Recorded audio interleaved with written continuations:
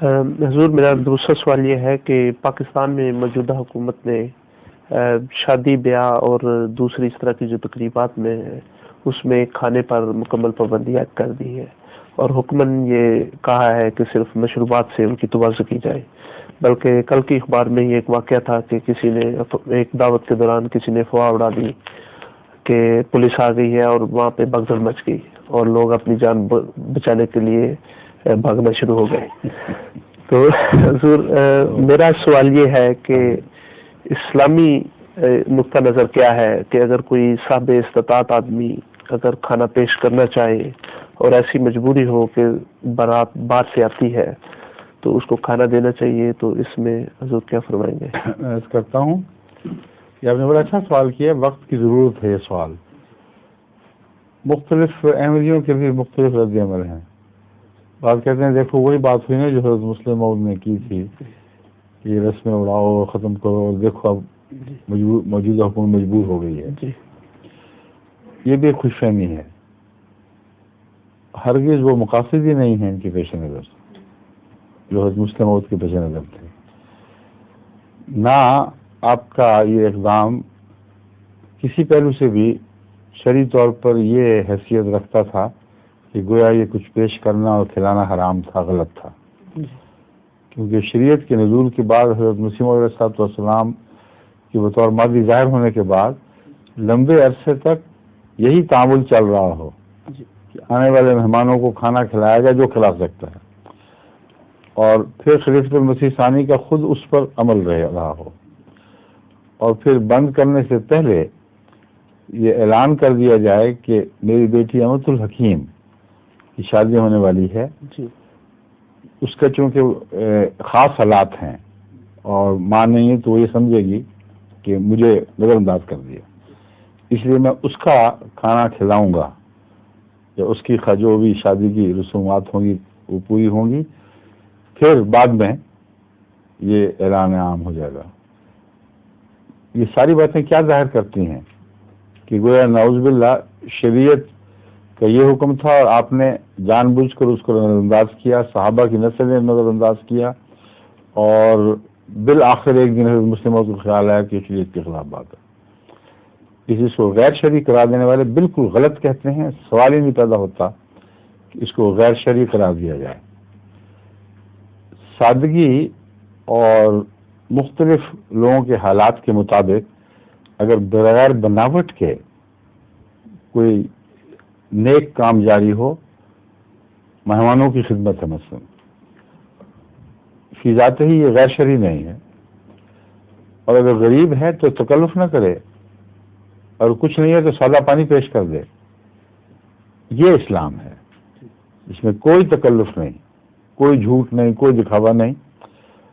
اور اس پہلو سے اگر سادگی اختیار کی جائے یا حقیقت پسندی اختیار کرتے ہوئے حسب توفیق مہمانوں کی خدمت کی جائے تو میرے نزدیک ہرگز یہ اسلام کے خلاف نہیں۔ حضرت مسلم موعود نے جو حکمتیں بیان فرمائیں ان میں صرف ایک کھانا بند نہیں کیا تھا، تحریک جدید کے مختلف مواقع تھے جن کے ذریعے پہلے ہی بہت سے اسرافات بند ہو گئے تھے، مگر شادی بیاہ کا کھانا بھی بند نہیں ہوا تھا۔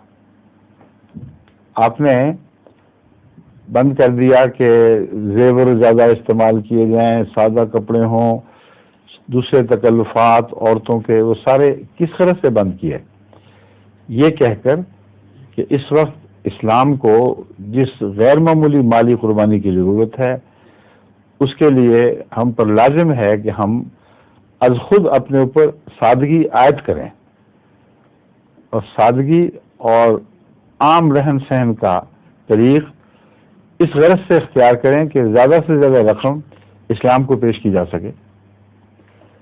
اس زمانے میں جماعت کا غربت کا اتنا دور تھا کہ بہت سی تحریکات ان جن مقاصد کے لیے کی جاتی تھیں ان کی ضروریات پوری نہیں کر سکتی تھیں۔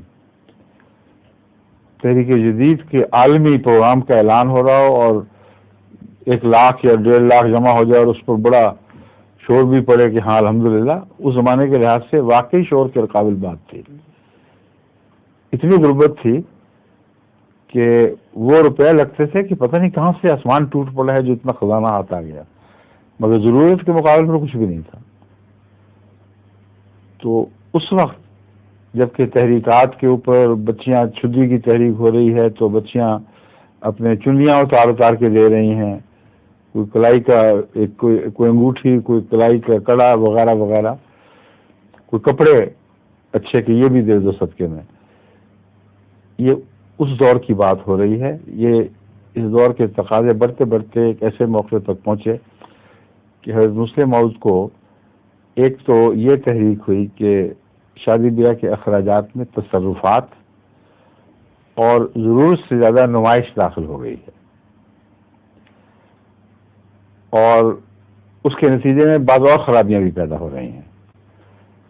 مثلا یہ کہ غرباء سمجھتے تھے کہ امیر تو اتنی بڑی بڑی شادیاں کر رہے ہیں اور ہم اپنی بچی کے لیے کچھ نہیں کر سکتے، تو بسا اوقات یہ بات بھی سامنے آتی تھی کہ بچی کو کچھ دینے کی بجائے وہ مہمانوں کی خدمت پر جو کچھ ملتا تھا لٹا دیتے تھے تاکہ سب کی نہ ہو۔ تو یہ جو زائد مسائل پیدا ہوئے اس کے نتیجے میں اور اس پس منظر میں جو میں نے بیان کیا ہے، حضرت مسلم موعود نے فیصلہ کیا کہ آئندہ سے شادیوں پر کوئی تکلفات نہ ہو، کوئی کچھ پیش نہ کیا جائے، دعا ہو اور رخصت ہو، اور ایک عرصے تک اس پر عمل درآمد رہا۔ پھر تقسیم ہوئی، پھر حضرت خلیفۃ المسیح ثالث نے کچھ سہولتیں دینی شروع کی۔ شروع میں مجھے یاد ہے پان پیش ہونے شروع ہوئے، پھر کوکا کولا، پھر مشروبات۔ پھر جب یہاں تشریف لائے تو فرمایا کہ مختصر کچھ کھانے کے لیے پیش کر دیا جائے، مگر کھانا نہ ہو، چائے کا چائے پیش کر دی جائے۔ تو اگر شریعت کا حکم ہوتا تو کسی خلیفہ کو کیا حق تھا کہ وہ یہ تبدیلیاں کرتا؟ ہرگز شریعت میں ایسی کوئی پابندی نہیں کہ کسی خوشی کے موقع پر خوشی منانے کے لیے کچھ خرچ کرو اور مہمانوں کی خدمت کرو، ٹھیک ہے؟ اب رہا یہ سوال کہ اب اس دور میں پہلے جماعت احمدیہ کا مسئلہ پیش کرو، پھر ان کی طرف آؤں گا۔ میں نے یہاں آ کر محسوس کیا کہ وہ جو چائے پر خرچ کرتے ہیں وہ اصل میں کھانے سے زیادہ ہو جاتا ہے۔ اور مقامی تجربہ کار دوستوں نے کہا کہ یہ تو ایک رسمی سی بات بن گئی ہے۔ انہوں نے حساب لگا کے بتایا کہ یہاں چائے جس طرح پیش کی جا رہی ہے وہ بہت مہنگی پڑتی ہے، اور اکٹھا پلاؤ پکوا دیا جائے اور سادہ سا زردہ ہو جائے تو وہ بہت نسبتاً سستا ہے۔ تو میں نے ایک صرف اس وجہ سے نہیں، ویسے بھی بعض اور وجوہات سے میں نے سمجھا کہ اب وقت آ گیا ہے کہ ہم ان معاملات میں وہ سختی نہ کریں جو پہلے سے چلی آ رہی تھی، مگر عملاً جگہ جگہ جماعت اس کو توڑ رہی تھی اور ایک دوگلا پن سا پیدا ہو رہا تھا، اور تقاضے ہو رہے تھے کہ فلاں نے کھلایا ہے اس کو سزا دو، جماعت سے خارج کرو۔ یہ ساری باتیں اجتماعی طور پر بہت ہی تکلیف دہ تجارب میں سے مجھے گزارتی رہیں۔ کیا احمدیت نے کوئی نئی شریعت بنا لی ہے کہ ایک شادی بیاہ پہ کوئی خوشی کا اظہار کرتا ہے تو اس کا اخراج و جماعت اور اس کو سختی سے اس کو جماعت سے بائیکاٹ کر کے الگ پھینکا جا رہا ہے؟ یہ چیزیں اگر اس طرح تشدد کی حد میں داخل ہو جائیں اور انتہا پسندی اس کے نتیجے میں پیدا ہو تو پھر جماعت کے اندر بہت خطرناک تفریق شروع ہو جائے گی۔ ایک مولوی طبقہ جو خوش مزاج کا ہے، اس نے شادی پہ یہ کیا، اس نے یہ کیا، اور اس کے ساتھ سختی کی جائے، اس کو جماعت سے باہر نکالا جائے، نہ نکالا جائے تو پھر یہ اعتراض کہ وہ بڑے آدمی ہیں ان کے خلاف کچھ نہیں ہو رہا، جو چھوٹے آدمی ہیں ان کو پکڑتے ہو۔ اور دوسری طرف لوگوں کا یہ خیال کہ ہماری موت بھی وہی اور شادی بھی وہی، کوئی فرق ہی نہیں، اور ہم جن معاشروں میں رہ رہے ہیں وہاں لوگوں کے ہاں جاتے ہیں، ان کے کھاتے ہیں، تو کیا آپ جماعت احمدیہ کا باقی جماعتوں سے مذہب کے علاوہ دوسرے معاملات میں بھی بائیکاٹ کروا دیں گے؟ نماز جنازہ نہ پڑھنا ہی بہت بڑی چیز تھی پیچھے نماز نہ پڑھنا ایک الگ مسئلہ تھا، اوپر سے سوشل تعلقات کاٹ کے بالکل الگ کر دو، یہ سوال بھی لوگ اٹھا رہے تھے۔ ایک طرف وہ مولوی تھے انتہا پسند تھے، اور ایک طرف وہ تھے جو خلافت کو خلافت سے ٹکراتے ہیں۔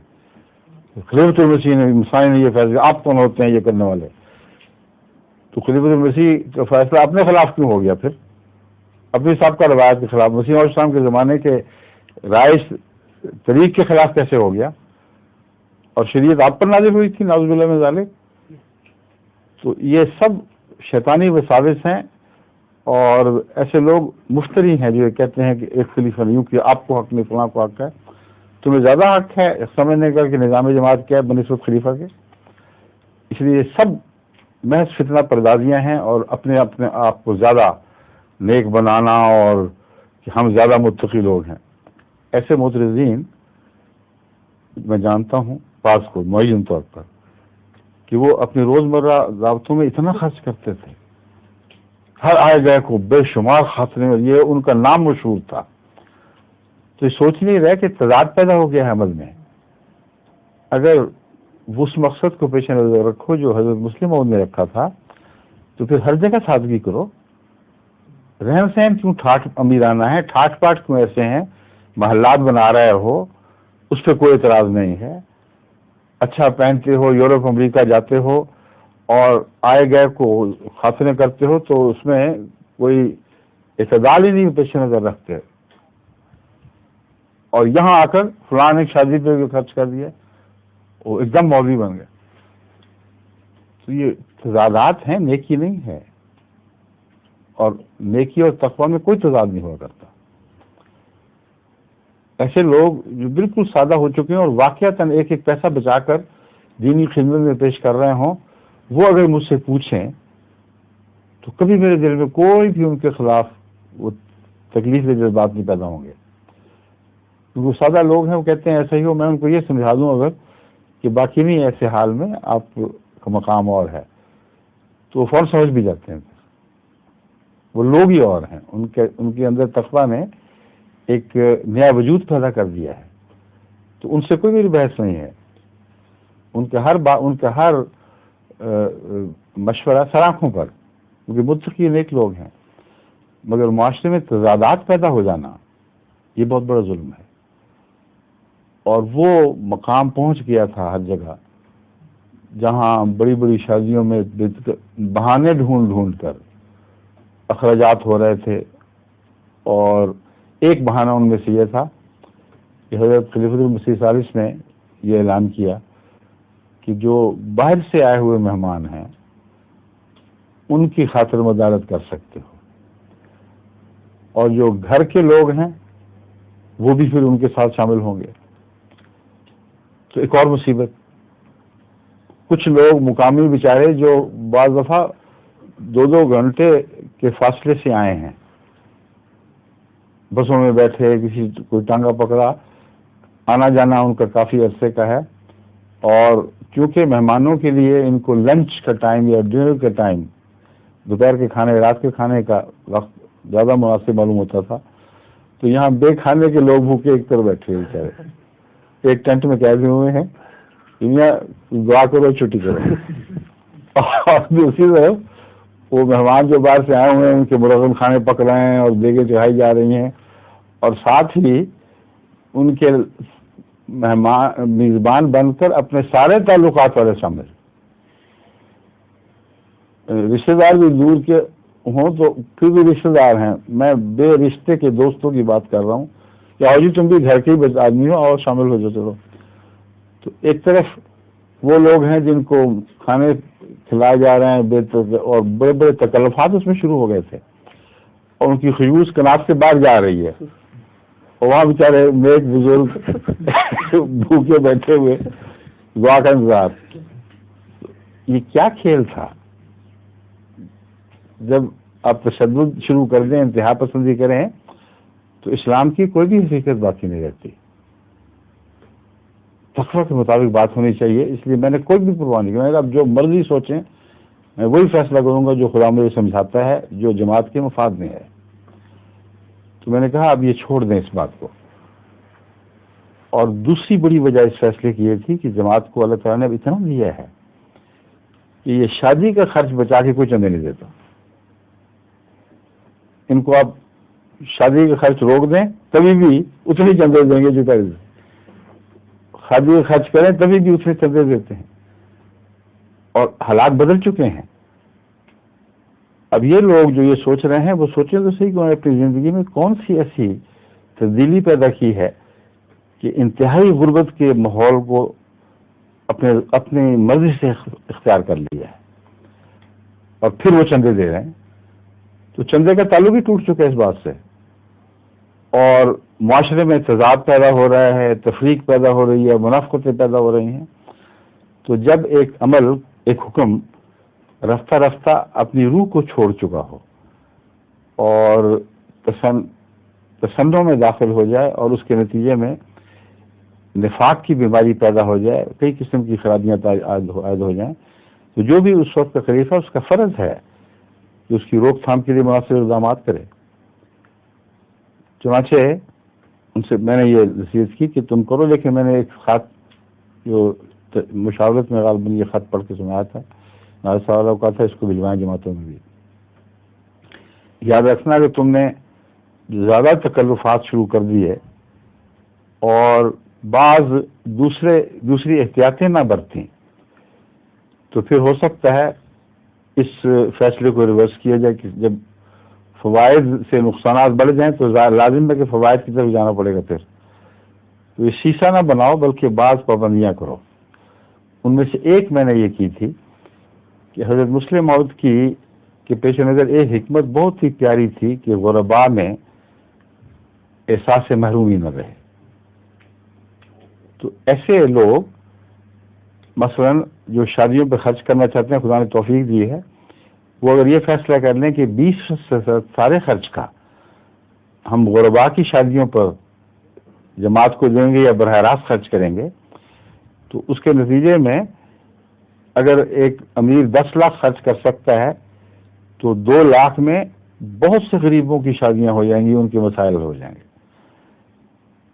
تو اس شرط کے ساتھ میں نے پھر اجازت دی تھی, اور وہ نصیحت میں نے کہا سب جگہ پھراؤ اور گھماؤ. اور دوسرے کہ اپنی شادیوں میں کثرت سے غریبوں کو بلاؤ تاکہ ان کے آنے جانے سے جو طبقاتی فرق ہیں وہ مٹیں. اور میں نے قادیان میں یہ محسوس کیا تھا کہ جہاں ایک طرف یہ نقصان تھا کہ بعض غریبوں کو, بعض کو, ہر ایک کو نہیں, احساس محرومی پیدا ہوتا تھا, اس کے برعکس جب یہ رک گیا ہے تو بہت سے غریب اچھا کھانے سے ہی محروم ہو گئے, کیونکہ قادیان میں کثرت کے ساتھ غرباء کو بلایا جاتا تھا. اور شادیوں کے بعد میں نے خود بعضوں سے سنا ہے کہ ہمارے تو وہی عید ہوا کرتی تھی, کسی کی شادی ہو جائے تو ہم کچھ کھائیں, اور بعض لوگوں کو گوشت نہیں ملتا سال. تو اگر آپ کثرت سے غریبوں کو شادی میں بلائیں اور یہ امیروں کی نخرانہ رہے باقی, اور پھر وہ ساتھ مل کے بیٹھیں, سب کے ساتھ جائیں, پھر یہ قابل اعتراض چیز نہیں بلکہ ایک فائدہ اپنے اندر رکھتی ہے. تو جس طرح میں نے اجازت دی تھی ان سب شرطوں کو پیش نظر رکھیں تو ایک نیا انقلابی فائدہ حاصل ہوگا. چنانچہ اللہ تعالیٰ کے فضل سے مجھے بھی توفیق ملی, میرے بہت سے دوستوں عزیزوں کو جن کو میں نے بات سمجھائی, سب دنیا میں توفیق ملی, وہ ہمیشہ بیاہ شادی کے لیے ایک بڑی رقم نکالتے ہیں جو اپنے عزیز کی شادی کے علاوہ غریبوں میں تقسیم کے لیے دیتے ہیں. اور جب ایک دفعہ چسکا پڑ گیا تو اب چل دیتے ہی چلے جا رہے ہیں. حالانکہ کوئی الگ تحریک نہیں میں نے کی ہوئی, لیکن کثرت کے ساتھ مجھے افریقہ, ہندوستان, پاکستان, بنگلہ دیش میں غریبوں کی شادی کے لیے اس وجہ سے پیسہ مل رہا ہے اور کمی محسوس نہیں ہوتی کہ یہ تحریک کی گئی تھی, ان کا ذہن اس سے جا چکا ہے کہ غریبوں کی شادی بنانا امیروں کا فرض ہے. تو یہ ساری مسئلتیں ساتھ ہوں تو کھانا دے دینا اپنی ذات میں گناہ تو نہیں ہے, اس کے بغیر دعوتیں کر دیتے ہیں بڑی بڑی اور اس پر خرچ کرتے ہیں. تو اصل چیز ہے تقوی، جو کام کرو اللہ کی رضا کی خاطر کرو، اس سے ڈرتے ہوئے کرو، قرآن کی سلوک کو پیش نظر رکھو کہ ایسا خرچ نہ ہو جو امیروں میں گھومتے رہیں، اوپر کے طبقے نچلے طبقوں سے ملیں، اور وہ شادیاں نہ بناؤ جو رسول اللہ صلی اللہ علیہ وسلم نے فرمایا ہے کہ لعنت کا موجب، وہ دعوتیں نہ بناؤ جو رسول اللہ صلی اللہ علیہ وسلم فرماتے ہیں لعنت کا موجب ہوتی ہیں، جہاں غریب کٹ جاتے ہیں۔ تو رسول اللہ صلی اللہ علیہ وسلم نے اس دعوت پر لعنت ڈالی ہے، نہ کہ ہر دعوت پر۔ تو غریبوں کو بلاؤ، بلکہ کثرت سے بلاؤ۔ جب جو میری بچی کی شادی ہوئی میں نے یہ شرط رکھی تھی، اور شرطیں بھی اللہ کے فضل سے پوری کی ساری، مگر یہ بھی شرط رکھی تھی کہ بھاری اکثریت غربا کی ہو، اور خدا نے فضل کیا، مسلمین نے بہت خیال رکھا اس بات کا۔ تو یہ وہ ہیں اس کے تعلق میں ضروری باتیں جو جماعت کو یاد رکھنی چاہیے۔ اور آپ نے جو سوال اٹھا دیا ہے مجھے بہت خوشی ہوئی ہے کہ مجھے موقع ہاتھ آ گیا، میں آپ کے سوال کے بہانے یہ سارا پس منظر بیان کر سکوں، بعض ضروری باتیں جو بھول جاتے ہیں لوگ وہ ان کو بتا دوں۔ تو ایسی شادیاں جن میں کھانے پیش ہوں اور ساتھ یہ شرطیں ہوں، وہ یقیناً اللہ تعالیٰ کی طرف سے رحمتوں اور برکتوں کو موجب ہوں گی، اور جماعت کے اندر تقسیمیں اور طبقات کو مٹانے والی، غریب امیر کے درمیان محبت پیدا کرنے والی، غریب لڑکیوں کی ضرورت پورے کرنے والی، تو اتنی برکتیں ساتھ ہوں تو کون ہے جو اس پہ اعتراض کر سکتا ہے؟ سمجھ گئے؟ اب میں آتا ہوں اس فیصلے پر۔ یہ جو فیصلہ کیا گیا ہے اس کا نقصان زیادہ ہوگا، فائدہ کوئی نہیں ہوگا، اور میں سمجھتا ہوں کہ نواز شریف صاحب بہت اچھے فیصلے کر رہے تھے۔ اب جب اچھے فیصلے ہو رہے ہیں تو کئی لوگ اپنا بیچ میں جس سے کہتے ہیں نا کہ میرا بھی لچ تال لو، وہ اپنی باتیں بھی بیان کر کر کے اور زیادہ اپنی طرف سے پاپولر بنوا رہے ہوتے ہیں، اور اتنے بڑے منصب پر جس پر نواز شریف صاحب فائز ہیں، ان کو پورے غور اور فکر کے بعد مشوروں کو قبول کرنا چاہیے، یوں نہیں کرنا چاہیے۔ اس میں نقصانات ہیں۔ اول نقصان تو یہ کہ جن کے آپ خرچ رکوائیں گے وہ خرچ کس کو ملے گا؟ رکا ہوا خرچ جو میں نے باتیں بتائی ہیں ان میں سے تو کوئی بھی فائدہ نہیں ہو رہا، نہ اسلام کی خدمت میں روپیہ جائے گا، نہ غریبوں کی خدمت میں جائے گا، نہ غربا کی شادیوں کے سلسلے میں کام آئے گا، وہ سارا پیسہ رک جائے گا، اور وہ پیسہ جو رک رہا ہے اس کے نتیجے میں بہت سے کثرت کے ساتھ غریب خاندانوں کو نقصان پہنچے گا، کیونکہ ان لوگوں کے اندر وقت پیسہ خرچ کرنے کی عام طور پر تو طاقت نہیں ہوتی۔ اکثر جو دنیا کمانے والے لوگ ہیں وہ بیاہ شادی ہیں جس سے دل کھول کر پھر وہ پیسہ نکالتے ہیں، اور ایسے کاروبار ہیں جن کا انحصار شادیوں پر ہے، اور کثرت سے غربا اس کاروبار سے استفادہ کر رہے ہیں۔ اب جب شادیاں اس طرح ہو جائیں جس طرح احمدی شادیاں تحریک جدید کے زمانے میں ہوا کرتی تھیں، تو آپ دیکھیں یہ سارے ان کے کاروبار بند، بعضوں کے کھانا پکانے کے کام ہیں، بعضوں کے اور دوسرے اس قسم کے کار ہیں، کثرت کے ساتھ مرغی خانے بنائے جا رہے ہیں تاکہ مرغیاں پیش کی جائیں اس وقت، اور بہت سے کھانے سے تعلق رکھنے والے کاروبار ہیں جو بکثرت پھیلے ہوئے پڑے ہیں، اور عملاً یہ فضول خرچ شادیاں جن کو فضول خرچ شادیاں کہہ رہے ہیں یہ بہت سے غریبوں کے سہارے کا موجب بنی ہوئی ہیں۔ فضول خرچ ان معنوں میں نہیں ہے کہ اگر یہ نہ خرچ کرتے تو اچھے کاموں پر خرچ ہو سکتا تھا، اچھے کام تو ہیں ہی کوئی نہیں سامنے، وہ پیسہ پھر اپنے ہی کام آنا تھا نا، اپنے ہی بینک میں گھومنا تھا، اس لیے ان کو کرنے دینا چاہیے۔ ہاں بعض شرطیں عائد کر دیں، جیسے کہ میں نے شرطیں عائد کر کی ہیں۔ اگر یہ کہہ دیں کہ ہر آدمی جتنا چاہے خرچ کرے، وہ جو ایک نظام مقرر ہو ہمارے حساب سے 20% غریب کی شادیوں کے لیے نکال دے، اور بیاہ شادی میں محلے کے دوسرے غربا کو بھی بلائیں اور ان میں کوئی تفریق نہ کریں. صرف اتنا ہی کام کر لیں تو ایسے ایسے عمراء ہیں جن کے پاس کروڑوں روپیہ ہے زائد، وہ خرچ کرنا چاہتے ہیں اور اس شر سے فائدہ اٹھانے کے لیے وہ شوق سے کریں گے. پھر وہ پیسہ حکومت کو دیں گے اور حکومت ایسا ادارہ قائم کر سکتی ہے کہ غریب بچوں کی شادیوں پر کوئی مناسب رقم مقرر کر دے، اور جتنی شادیاں ہوتی ہیں خرچ والی اتنی بڑی تعداد ہے اس کی کہ اس کے نتیجے میں لاکھوں بچیاں فائدہ اٹھا سکتی ہیں بلا شبہ. اور پھر یہ کہ یہ کاروبار چل بھی نہیں سکتے زیادہ دیر. اس قسم کی پابندیاں مصیبت زیادہ ڈال دیں گی. اس لیے ایسی اچھی حکومت کو جس نے آتے ہی بڑے نیک ارادوں کا اظہار کیا ہو، ان کو پہلے بڑے کاموں پر ہاتھ ڈالنا چاہیے، اور ہر فیصلے سے پہلے اس کے جو طبی بد نتائج نکل سکتے ہیں ان پر بھی غور کرنا چاہیے. اگر یہ نہیں کریں گے تو اس کے نتیجے میں خواہ کیسے ہی اچھا فیصلہ دکھائی دے، اس کے نقصانات ممکن ہے کہ فوائد سے بڑھ جائیں. مثلا اب کٹوتی ہو رہی ہے، ہزارہ کی تعداد میں کلرک فارغ کیے جائیں، افسر فارغ کیے جائیں، فوجی فارغ کیے جائیں، پولیس والے اہلکار فارغ کیے جائیں.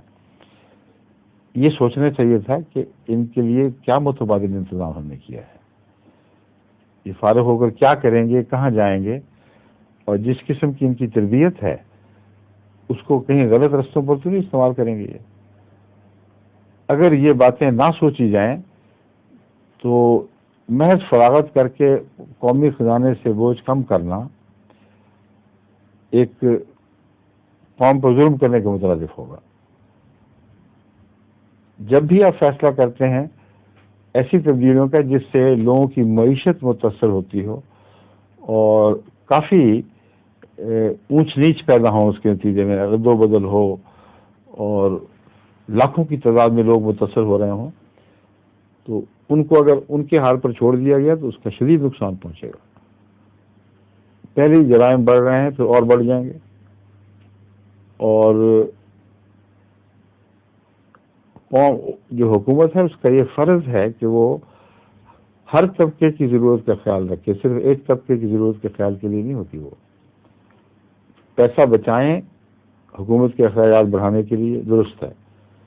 اس میں اگر کٹوتی کرنی ہے تو سوچ سمجھ کے کریں اور ان کے لیے کوئی متبادل انتظام کریں.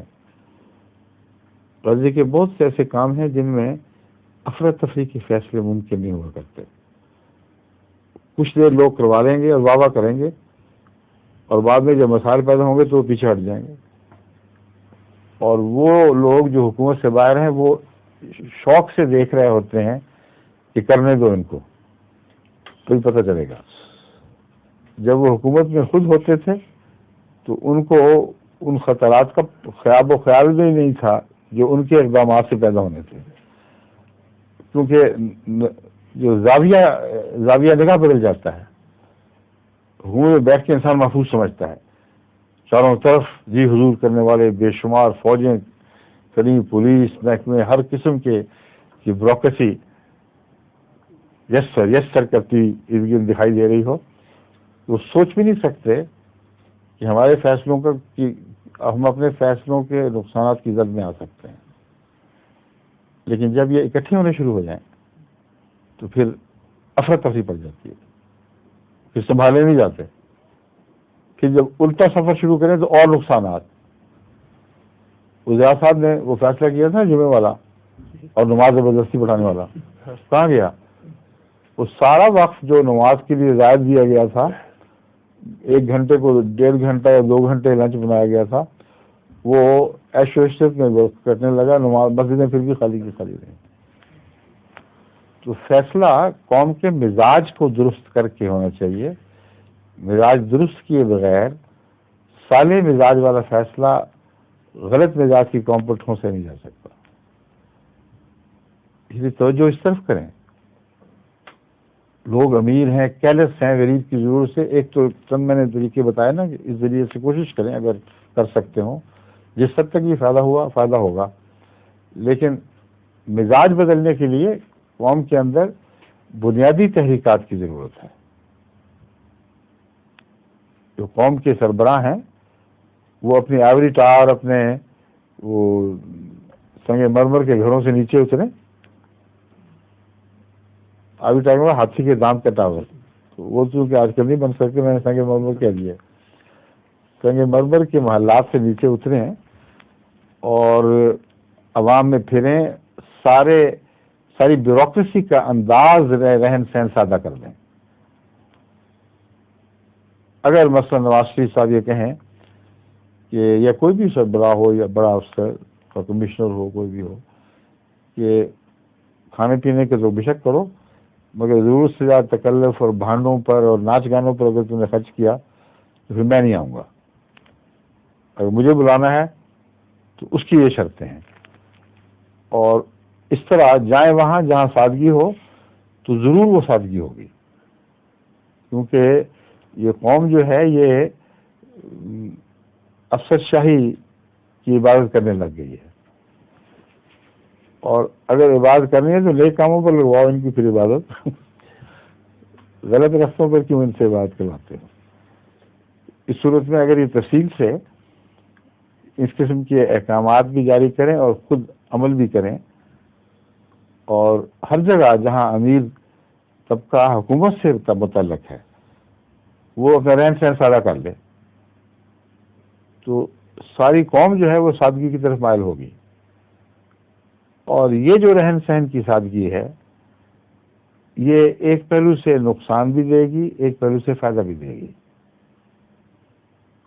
اس کی وجہ یہ ہے کہ اگر دولت چند ہاتھوں میں مرکوز ہو اور وہ خرچ نہ کر رہے ہوں تو بہت سے ایسے غریب جن کو پھل یا اچھی چیزیں میسر نہیں ان کو میسر رہتے ہیں، کیونکہ مارکیٹ میں ان کی بہتات رہتی ہے، چند کھانے والے ان کو کھینچ کے لے نہیں جاتے.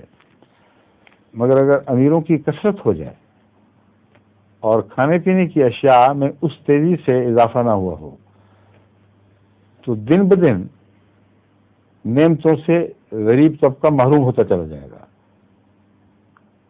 ایک زمانہ تھا کیلے چھاپڑوں پر اور ریڑیوں کے اوپر جگہ جگہ لاہور میں پھرتے دکھائی دیتے تھے اور آوازیں دیتے لوگ کہ 2 پیسے کے 6 لے لو، آنے کے 6 لے لو. مالٹے کوئی حیثیت ہی نہیں تھی، امرودوں کی ڈھیریاں لگ جاتی تھیں تھوڑے سے. اب یہ ساری چیزیں اس لیے قیمتی ہو گئی ہیں کہ خرید کے کھانے والوں کی اتنی کثرت ہو گئی ہے کہ غریب اس سے محروم ہے. بس کھانے پینے کے تعیش میں اگر سادگی اختیار کی جائے تو بعض بزنسوں کو وقتی طور پر نقصان پہنچ سکتا ہے. اس لیے یہ فیصلہ بھی ایسا آسان نہیں، مگر قوم کا عام طبقہ اس سے ضرور استفادہ کرے گا.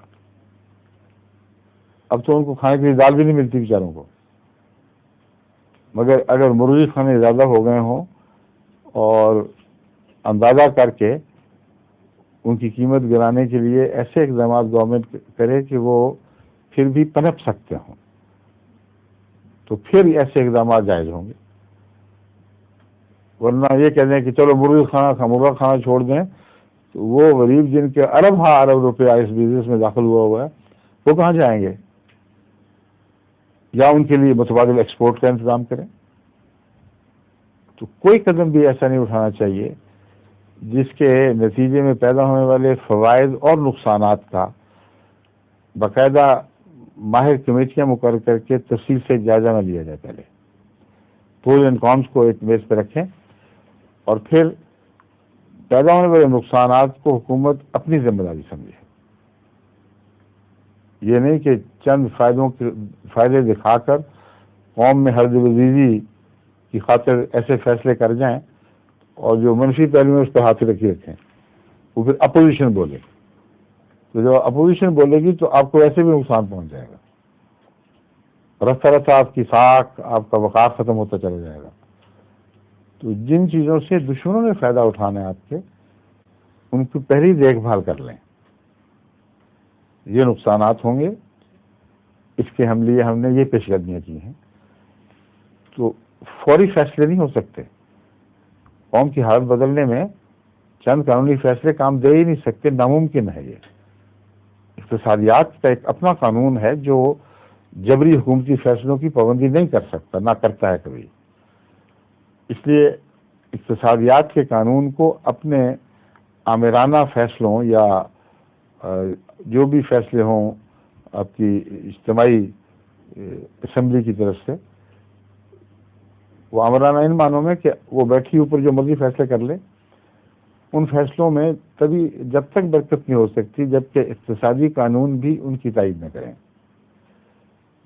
یا آپ ان فیصلوں کو جن کا اقتصادیات سے تعلق ہے اقتصادی قانون کے مطابق، اس کے مرضی کے مطابق ڈھالیں، تو پھر اللہ تعالیٰ کے فضل سے تبدیلی ہو سکتی ہے، مگر اس کے لیے وقت چاہیے. تو فوری افراتفری میں حضر عزیز ہونا یہ ممکن نہیں ہے، اور جو بھی حکومت یہ کوشش کرے گی بالآخر اس کا زوال اسی سے پیدا ہوگا. اس لیے ترجیحات بنائیں. سب سے پہلے بڑے بڑے اہم فیصلے ہونے والے ہیں.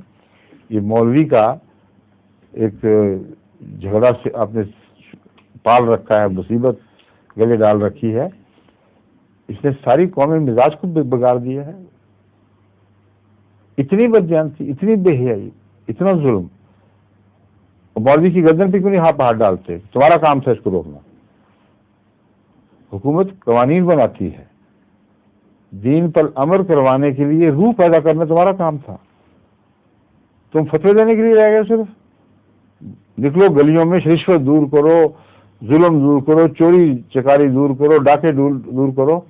یہ کریں ان کے گھروں میں جائیں تو وہاں سے کلاشن کوفیں نکلیں گی، اور پتہ لگے گا کہ بہت سارے ڈاکو وہی تھے. یہ بات میں فرضی نہیں کہہ رہا، میرے علم میں ہے کئی احمدی جن کے ہاں ڈاکے پڑے اور خدا نے فضل کیا وہ پکڑے گئے ڈاکو. پتہ چلا کہ وہ سپاہی صحابہ کے ہیں اور کوئی جماعت اسلامی کے ہیں، کوئی فلاں جماعت کے ہیں. تو بہت بڑے بڑے جرائم اس وقت ان مولویوں کے ہاتھ میں آ چکے ہیں جو ان جرائم کے خلاف مقرر ہوتے کہ خدا کی طرف سے جواب دہ ہیں ان کو پلا خمہ کرنے کے لیے. تو قوانین سے تو جرائم نہیں ہٹا کرتے. قوانین جتنے مرضی سخت کرتے چلے جائیں اتنا ہی جرائم کی قیمت بڑھتی چلی جائے گی. کتنی رشوت دے کر وہ جرائم ہوں گے، اور جتنی بڑی رشوت دینی پڑے گی مجرم کو اتنا بڑا ظلم کرے گا پھر وہ، اور اپنے جرائم کے اخراجات کو بڑھتا دیکھے گا تو پھر آمد بھی زیادہ کرے گا. یہ اقتصادی قانون ہے جو اخلاقیات کے ساتھ مل کر یہ شکل پیدا کر رہا ہے. کس قانون سے آپ اس اقتصادی اخلاقی قانون کے خلاف فیصلہ کر سکتے ہیں؟ ناممکن ہے. کہ دائرہ الگ ہے، آپ کا دائرہ الگ ہے. کہ انسانی نفسیات، اس کی برائیوں کی جڑیں پکڑنے کا رجحان، اور اللہ تعالیٰ کی ہستی پر ایمان، باس بعد الموت، مرنے کے بعد جواب دہی، اور ویسے پر حکمت پر اثر اخلاقی تعلیم، یہ سارے دائرے وہ ہیں جن کے لیے مولوی کو وقف ہونا چاہیے تھا. اور اس کی بجائے وہ تقریریں کرتا ہے کہ یہ کر دو، وہ کر دو، فلاں جگہ عیسائی نے ظلم کیا ہے، قرآن کریم پڑھا ہے، ان کے گھر جلا دو، ان کی عورتوں کو بے عزت کر دو، ان کے بچوں کو لوٹ مار دو، آگ میں زندہ جلا دو. یہ اسلامی تعلیم ہے جو ان کے نزدیک، اور حکومت اس پہ کچھ نہیں کر رہی. تو سب سے پہلے تو ملا کو نہتہ کرنا ضروری ہے.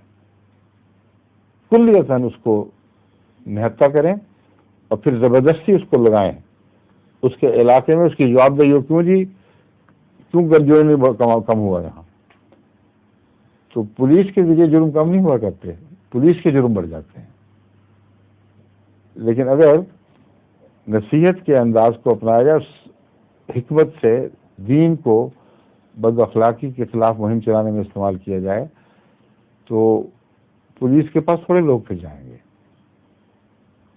اور اس کی جواب طلبی تھانے داروں کی بجائے مولویوں سے کریں آپ. تو مولوی صاحب آپ بیٹھے کیا کر رہے تھے اس وقت؟ آپ کے ہمسائے میں سے اٹھا ہے ظالم بدبخت, اس نے فلاں عورت کی عزت لوٹی ہے, آپ بیٹھے کیا کر رہے تھے؟ کیوں نہیں آپ نے محسوس کیا کہ اس کے چال چلن بگڑ رہے ہیں؟ کیوں نہیں سمجھایا؟ مولوی اپنے اس مشاہدے کو جو ہر وقت کر رہا ہے صرف اس وقت استعمال کرتا ہے جب اپنی ذات کا انتقام لینا ہو. بس جب وہ کسی کو ظلم کا نشانہ بنانا چاہے تو کہہ دے گا جی فلاں نے یہ ظلم کر دیا ہے, کھڑے ہو جاؤ, نکلو, اس کو مارو, اس کے بغیر نہیں. تو سارا آبے تابہ بگڑا ہوا ہے. یہ کوئی معمولی چیلنج نہیں ہے جو نئی حکومت کو درپیش ہے. شادیوں کے تعلق میں آپ نے سوال کیا, مگر اس کے ساتھ ہی یہ متعلقہ باتیں تھیں ساری.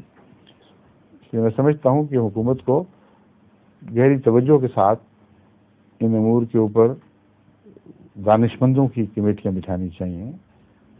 ہمدردی سے قوم کی اصلاح کی خاطر ایسے اقدامات کریں کہ غریب کو اوپر سے فضل اترتا ہوا دکھائی دے, اس کی ٹھنڈک ان کے گھروں میں داخل ہو, تب ملک کی حالت بدلے گی. اللہ کرے کہ ایسا ہو. ٹھیک ہے, السلام علیکم. ظہور